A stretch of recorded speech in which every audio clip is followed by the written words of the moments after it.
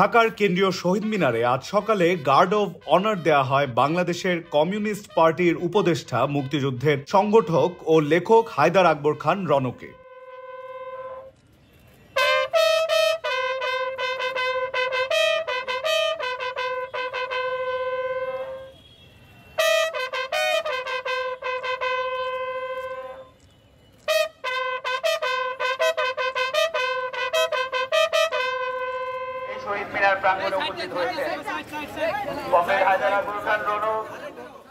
সকাল 11:15টার দিকে তার মরদেহ শহীদ মিনারে নেওয়া হয়। সর্বস্তরের মানুষ তার প্রতি শ্রদ্ধা জানান।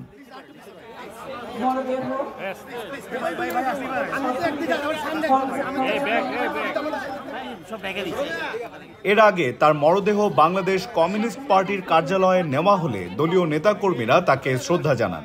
এবং বাংলাদেশের বাংলাদেশ আওয়ামী লীগের নেতৃত্ব শ্রদ্ধা নিবেদন করলেন।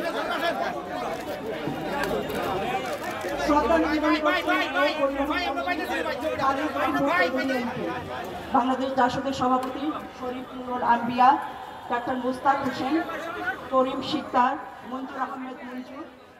আজ জোহরের নামাজের পর ঢাকা বিশ্ববিদ্যালয় কেন্দ্রীয় মসজিদে তার নামাজে জানাজা অনুষ্ঠিত হয়। বনানী কবরস্থানে বাবা ও মায়ের পাশে তাকে দাফন করা হয়েছে।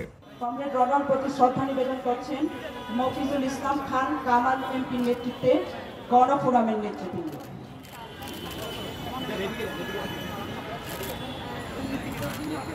শ্রদ্ধা নিবেদন করতে আসছেন গণসংস্কৃতি ফ্রন্ট, কাজী ইকবাল, ইফতেখার মাহমুদ বাবর, জাকির হোসেন, হাসান ফকরি, আবুল আলী সহ গণসংস্কৃতি ফ্রন্টের নেতৃবৃন্দ শ্রদ্ধা নিবেদন করছেন।